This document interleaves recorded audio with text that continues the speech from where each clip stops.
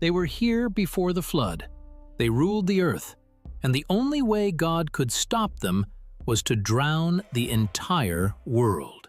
For 1,636 years, humanity was not at the top of the food chain. There was a ruling class above us, stronger than us, larger than us, more ancient than any kingdom in recorded history. The Bible names them. Ancient Babylon worshipped them, and what they did to the human race during those 16 centuries is the most terrifying chapter in the history of this world. This is the part of the story most people never ask about. Not who the Nephilim were, not where they came from, but what the world actually looked like when they ruled it. Today we are going inside that world, and by the end of this video, you will not be asking why God sent the flood. You will be asking why He waited so long. Now, let us begin. To understand why the Nephilim were so extraordinarily dangerous, you have to first understand the timeline. When we read the early chapters of Genesis, it is easy to compress the events in our minds. We read about Adam, we read about Cain and Abel, we flip a page, and suddenly we are at the flood. But the biblical genealogies provide a precise mathematical timeline that we cannot ignore. From the day Adam was expelled from the Garden of Eden to the year the floodwaters broke the crust of the earth, exactly 1,636 years passed. To put that massive number in perspective, the entire Roman Empire, from its founding to its final collapse, lasted roughly 1,000 years. The United States of America has existed for less than 250 years. The pre-flood world was not a brief, strange blip in human history. It was an entire epoch. It was 16 centuries of escalating darkness. The Nephilim did not just briefly exist on the margins of society. They ruled. For over a millennium and a half, humanity was subjected to a system that was systematically and ruthlessly overriding what it meant to be human. The primary record of how this infiltration began is found in the first 4 verses of Genesis chapter 6. It is one of the most debated, one of the most controversial, and arguably one of the most terrifying passages in all of ancient literature. Genesis records, "When man began to multiply on the face of the land and daughters were born to them, the sons of God saw that the daughters of man were attractive, and they took as their wives any they chose."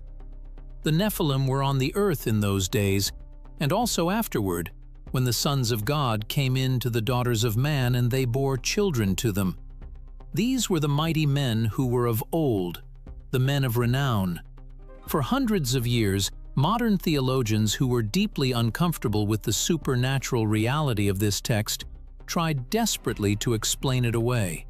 They created a theological workaround known as the Sethite theory. They argued that the phrase, "sons of God," simply referred to the righteous human descendants of Seth, Adam's third son. And they argued that the daughters of man were the wicked human descendants of Cain. According to this theory, Genesis 6 is nothing more than a story about bad marriages, righteous men marrying unrighteous women, compromising their faith, and raising wicked children. But that theory fails the most basic, fundamental test of biblical language. The Hebrew phrase used in Genesis 6 is B'nai Ha-Elohim, the sons of God. Everywhere else that exact phrase is used in the Old Testament, it refers to exactly one thing: angelic beings. In Job chapter 1, the B'nai Ha-Elohim present themselves before the throne of God, and Satan is among them. In Job chapter 38, God asks Job where he was when he laid the foundations of the earth, and all the B'nai Ha-Elohim shouted for joy. Humans did not exist when the foundations of the earth were laid. Angels did. The biblical writers were not confused. They were not speaking in poetic metaphors about human genealogy. They were describing a targeted, supernatural event. This was not a story of righteous men making bad dating choices. This was a cosmic breach. A specific faction of angelic beings, known in ancient literature as the Watchers, descended to the summit of Mount Hermon. They made a pact. They crossed a boundary of creation that God had explicitly established. They left their proper dwelling, as the Book of Jude describes it, and they took human women. But this infiltration was not driven purely by lust. It was driven by cold, calculated strategy. If you want to destroy a species, if you truly want to wipe out a bloodline, you do not just kill them with swords. You overwrite their genetic code. The Watchers introduced an unauthorized genetic fusion into the human bloodstream. The offspring of this unnatural union were the Nephilim. They were hybrids, beings that possessed human bodies but inherited supernatural capacity, devastating physical size, and a terrifying, innate hostility toward the Creator. The Watchers created a race of kings that humanity could not fight, could not resist, and could not defeat. But the Watchers did not stop at simply corrupting the human bloodline. They went further. To ensure the absolute dominance of their new hybrid offspring, the Watchers armed them. They did not just give the world giants, they gave the world forbidden technology. To understand the full scope of what the Watchers did to the earth, we have to look beyond the 4 short verses in Genesis and look at the ancient Jewish literature that the biblical writers themselves read, studied, and explicitly quoted. The Book of Enoch is not part of the canonical Bible, but it was widely read by the early church and the apostles. The biblical author Jude directly quotes from the Book of Enoch under the inspiration of the Holy Spirit. Peter references its contents. Jesus himself used its terminology. First Enoch provides the detailed historical commentary on exactly what happened during those 16 centuries before the water came. First Enoch reveals that the Watchers did not just descend to earth to take wives, they came to trade. They traded forbidden heavenly knowledge in exchange for access to human DNA. The book details a list of specific Watchers and the specific technologies they introduced to humanity. These technologies were not inherently evil in the heavenly realm, but in the hands of fallen, mortal humanity, they became weapons of mass destruction. The leader of this technological rebellion was an entity named Azazel. Enoch records that Azazel taught men to make swords and knives and shields and breastplates, and made known to them the metals of the earth and the art of working them. Before the descent of the Watchers, human conflict was primitive. Cain killed Abel with a rock or a farm implement. Azazel introduced metallurgy. He introduced the forging of specialized weapons. He industrialized murder. The Nephilim were not running around with wooden clubs. They were the ruling class of a society armed with forged steel, interlocking armor, and advanced military tactics. They were an unstoppable, hyper-violent military machine. But the corruption went far beyond warfare. The text says Azazel also taught them bracelets and ornaments and the use of antimony and the beautifying of the eyelids and all kinds of costly stones and all coloring tinctures. He taught the weaponization of seduction. He taught humanity how to manipulate appearance to provoke lust, turning the human body itself into a tool of conquest and manipulation. The earth became corrupt in all its ways because every human interaction, from the battlefield to the bedroom, had been fundamentally weaponized. Other Watchers taught different curriculums. Semjaza taught enchantments and root cuttings. Armoros taught the resolving of enchantments. Barakijal taught astrology. Kokabel taught the constellations. They introduced sorcery, pharmakia, and the dark spiritual arts. They taught humanity how to manipulate the natural world through unnatural, occult means. They gave a pre-modern civilization access to post-modern destruction. The archaeological record suggests a world where primitive farming communities existed alongside an armed, hybrid ruling class equipped with forged weapons and dark spiritual knowledge. The power imbalance was total and absolute. This is why Genesis chapter 6, verse 11 says that the earth was filled with violence. The Hebrew word for violence is Hamas. It does not just mean physical hitting or a brief skirmish.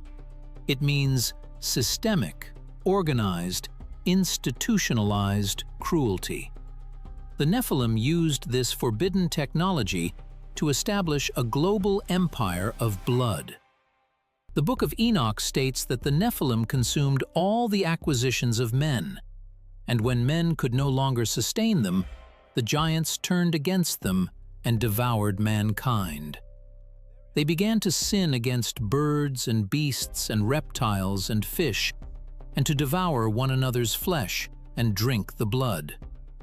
They were consuming the earth's resources at a rate humanity could not support. They were a parasite race, demanding endless tribute, endless food, and endless blood. The human race was being subjected to a slow, brutal extermination, caught between the swords of the Nephilim and the sorcery of the Watchers. God was not looking down at a world of people who were just struggling with moral weakness. He was looking down at a world that had been hijacked by a rogue, heavily armed, technologically advanced, hybrid civilization. When you present this history, when you explain that Genesis is actually describing a highly advanced, pre-flood civilization ruled by giant, semi-divine beings who taught mankind technology, skeptics and secular historians will immediately raise an objection. They will point out that the ancient Babylonians and the Sumerians also have myths about a great flood, and they also have stories about giant beings who came from the heavens to teach mankind civilization. The skeptic will confidently claim that the biblical writers simply plagiarized the Babylonian myths and rebranded them for Israel. That objection sounds intelligent until you actually look at the archaeology, because the ancient Mesopotamian texts do not disprove Genesis. They prove it. They are looking at the exact same historical event, but from the opposite perspective. Ancient Babylonians recorded their own history of the pre-flood world. They wrote extensively about a group of beings called the Apkallu. In Mesopotamian literature, the Apkallu were 7 semi-divine sages, giant in stature, who emerged from the abyss before the Great Flood. The Babylonians claimed that these Apkallu brought all the knowledge of civilization to humanity.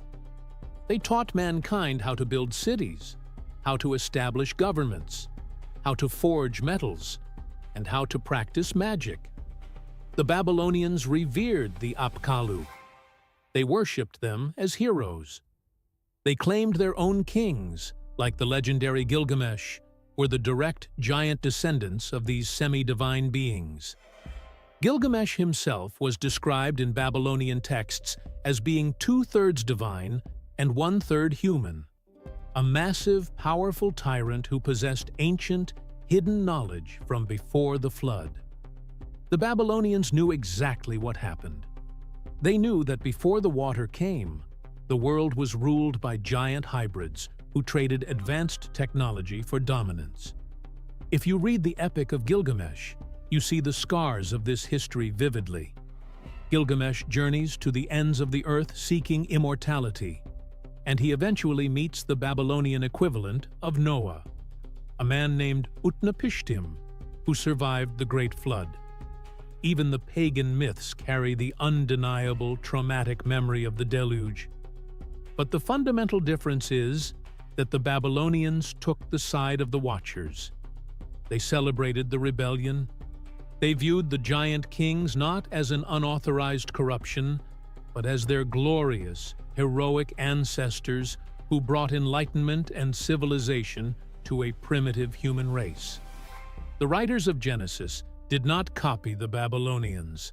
They corrected them. The biblical narrative serves as a devastating polemic against the worldview of the surrounding empires.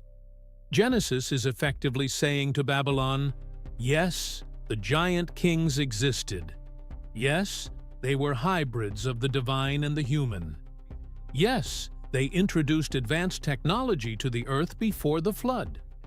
But they were not your heroes. They were not glorious sages bringing enlightenment. They were demonic tyrants.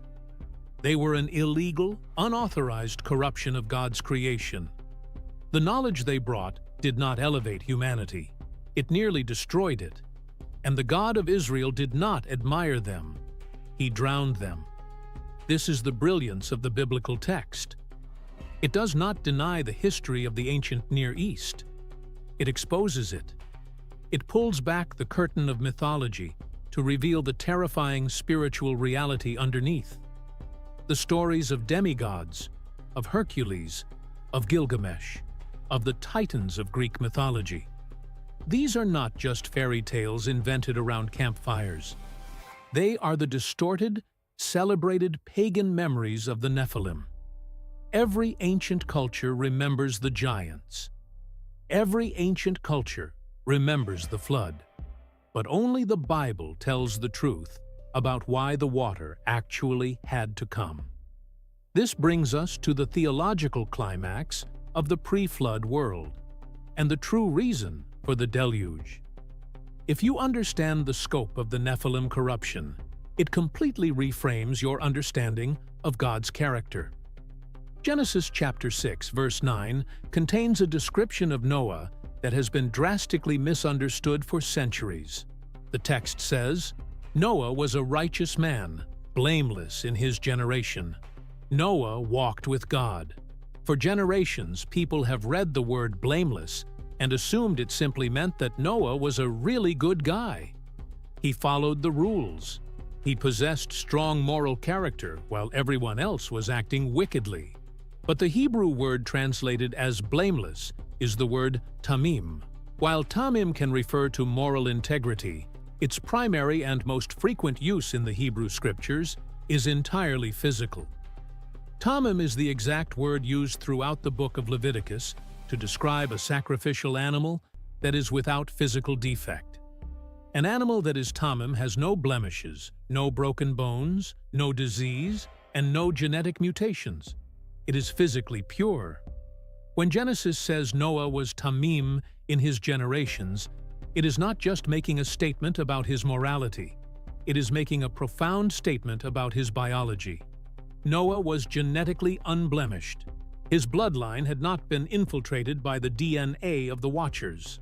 His generations, his ancestry, traced back through Seth directly to Adam, without the unauthorized genetic fusion of the Nephilim. The corruption of the earth was not just a matter of people sinning too much. The human genome itself was being overwritten. The Nephilim bloodline was spreading like a biological parasite, consuming the pure human seed. Think of it like a lethal virus or an aggressive stage 4 cancer. A surgeon does not cut out a tumor because he hates the patient. He cuts out the tumor because he loves the patient, and if he does not act with absolute devastating precision, the cancer will consume the entire host. The earth had cancer. The Nephilim were the tumor. And this was not just a tragedy for the human race. It was a direct, calculated attack on the ultimate promise of God. In Genesis chapter 3, immediately after the fall of man in the Garden of Eden, God looked at the serpent and issued a prophecy. He said, "I will put enmity between you and the woman, and between your offspring and her offspring. He shall bruise your head, and you shall bruise his heel." God promised that a human Savior, born of the seed of the woman, would one day arise to crush the head of the serpent. The Messiah had to be human. He had to be a descendant of Adam. He had to be the kinsman redeemer of the human race. Satan heard that prophecy. He knew that his ultimate destruction would come from the pure human seed of a woman. And so, the Watchers descended. If they could corrupt the human genome, if they could hybridize the entire human race until there were no pure descendants of Adam left on the earth, then the Messiah could not be born. The prophecy would be broken. God would be proven a liar, and the rebellion of heaven would win. This is why the flood was necessary. It was not God losing his temper. It was the exact opposite. The flood was a rescue mission. Humanity was hours away from total genetic and spiritual extinction. If God had waited one more century, if he had waited even one more generation, the Nephilim corruption would have consumed the last remaining pockets of pure human DNA. There would have been no Noah. There would have been no Abraham, no David, and no Jesus of Nazareth. God did not send the water to destroy the human race. He sent the water to save it. He preserved the 8 remaining members of the unblemished bloodline inside a wooden box, sealed the door with his own hand, and washed the earth clean of the parasitic infection that was choking the life out of his creation. The flood was the most dramatic, desperate act of divine preservation in the history of the world. But the story does not end when the ark rests on the mountains of Ararat. If you read the biblical text carefully, a terrifying new objection emerges. The water recedes. Noah and his family step off the ark. The Nephilim have been drowned. The world is supposedly clean. But the enemy does not abandon a strategy simply because one battlefield has been cleared.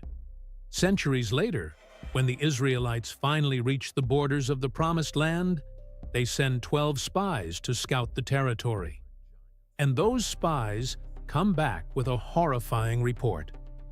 Numbers chapter 13, verses 32 and 33. The spies say, "The land through which we have gone to spy it out is a land that devours its inhabitants, and all the people that we saw in it are of great height. And there we saw the Nephilim, the sons of Enoch, who come from the Nephilim, and we seemed to ourselves like grasshoppers, and so we seemed to them. If the flood wiped out all the giants, why are there giants in the land of Canaan?" Genesis chapter 6 verse 4 warned us about this from the very beginning. The text says, "The Nephilim were on the earth in those days and also afterward."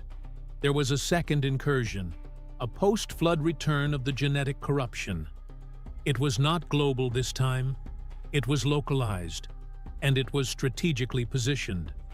The enemy knew that God had promised the land of Canaan to Abraham and his descendants. And so the remnants of this corruption, the new clans of giants, the Anakim, the Rephaim, the Emim, and the Amorites, gathered and occupied the exact piece of real estate that God had promised to his people.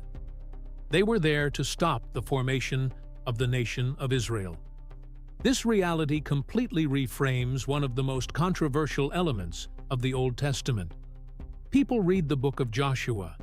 They read the commands of God to wipe out certain cities in Canaan, to leave nothing alive that breathes, and they are horrified. It sounds like ancient, tribal, ethnic cleansing. It sounds like a cruel God demanding mindless slaughter. But when you understand the Nephilim, you realize that Joshua was not committing random acts of genocide. He was executing phase 2 of the genetic war that God had started with the flood. God was using the armies of Israel to do locally with swords what he had done globally with water.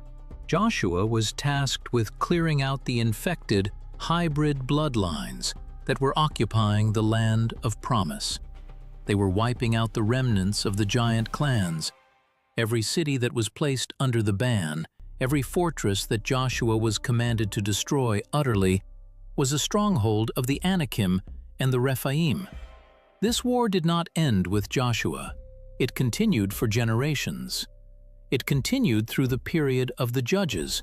It continued all the way to a battlefield in the valley of Elah, where a teenage shepherd named David picked up 5 smooth stones and walked out to face a champion of the Philistines.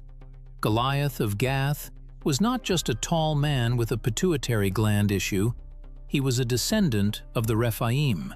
He was one of the last remaining echoes of the ancient Nephilim threat. Look at the description of Goliath in 1 Samuel. He is covered from head to toe in hundreds of pounds of bronze scale armor. He carries a spear with a shaft like a weaver's beam and an iron head weighing 600 shekels. He is a living, walking manifestation of the exact forbidden metallurgy that Azazel taught the pre-flood world. When David took off Goliath's head, he was not just winning a battle for Israel. He was closing a massive chapter of a cosmic war that had been raging since Mount Hermon. The physical bodies of the ancient giants were destroyed. Millions of them drowned in the flood. The rest were hunted down by Joshua and David. But the destruction of their physical bodies created a new, terrifying problem. A theological mystery that directly connects the ancient history of Genesis to the ministry of Jesus Christ in the New Testament. Where do demons come from? When you read the Old Testament, the concept of demons taking over human bodies is virtually non-existent.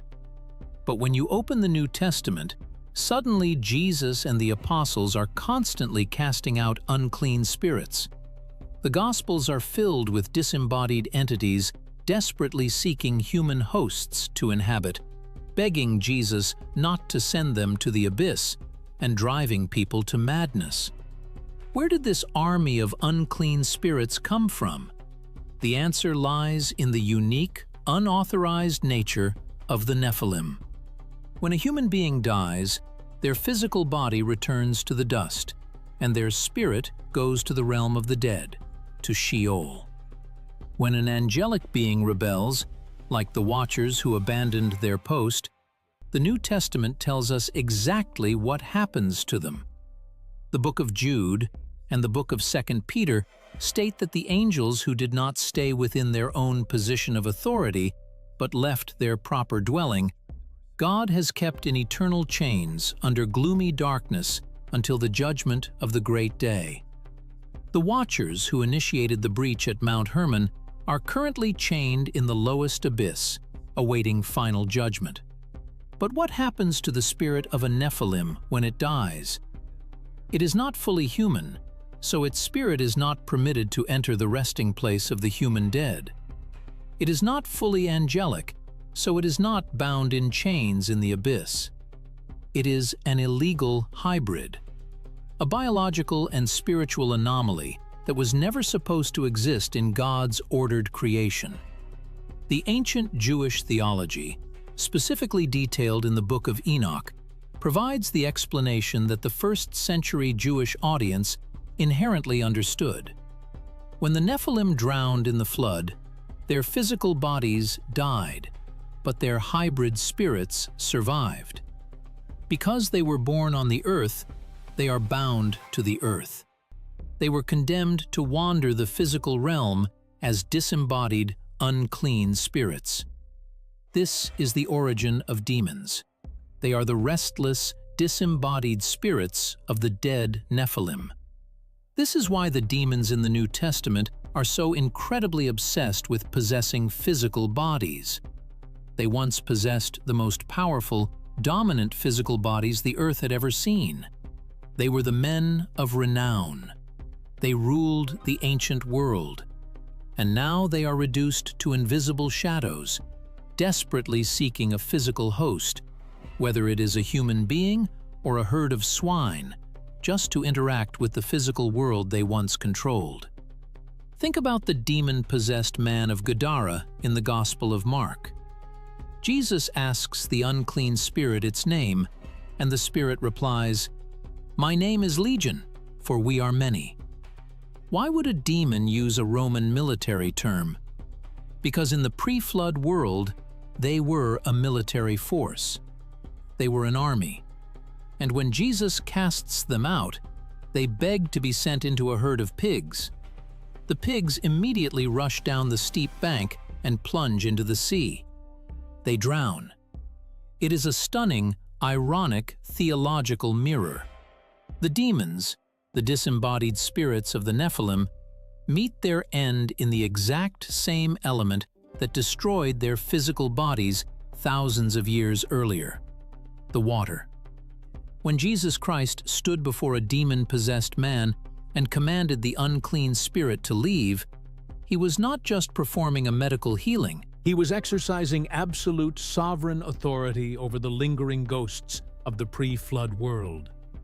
The Nephilim are gone, but the strategy that produced them never drowned. It simply waited. It waited for a civilization sophisticated enough to do what the Watchers once did supernaturally, but this time with laboratories and government funding. Consider what is already on the public record. In 2018, a Chinese scientist named He Jiankui announced to the world that he had successfully edited the human germline. He had used a gene editing tool called CRISPR to rewrite the DNA of 2 human embryos before birth. 2 children were born with permanently altered, heritable genetics, a boundary that had defined the human species since Adam was crossed in a laboratory in Shenzhen. The global scientific community did not shut the project down because it was wrong. They shut it down because it was premature. The technology was not yet ready. The agenda was. That was 2018. We are now years further down that road. The World Economic Forum has published extensively on the coming merger of the human body with synthetic biology and digital technology.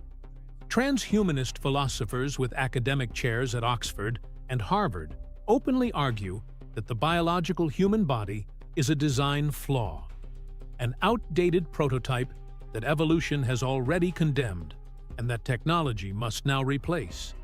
We are told this is progress. We are told this will eliminate suffering. But the philosophical foundation beneath it is not about healing the human condition. It is about escaping it entirely. This is not a new offer. It is the oldest offer in recorded history. It is the exact promise the serpent made in the garden. You will be like God. It is the exact transaction the Watchers made at Mount Hermon: forbidden knowledge in exchange for the image God gave you. The tools have changed. The agenda has not. The word tamim, the genetic unblemished state that marked Noah as the last pure vessel of the human image, has never been more relevant than it is in this moment. Noah was not saved simply because he was moral. He was saved because he refused to participate in the corruption of what God had made him. He remained exactly what the Creator designed him to be. In a world that is systematically rewriting the definition of humanity, that refusal is no longer passive. It is the most radical act of resistance available to a human being. The Watchers are still chained in the abyss, but their agenda is not. The only question history has not yet answered is whether this generation will recognize the strategy before it is too late. If this documentary opened a layer of scripture you had never seen before, share it with someone who needs to see it. Subscribe and turn on notifications. There is far more hidden history on this channel waiting to be uncovered.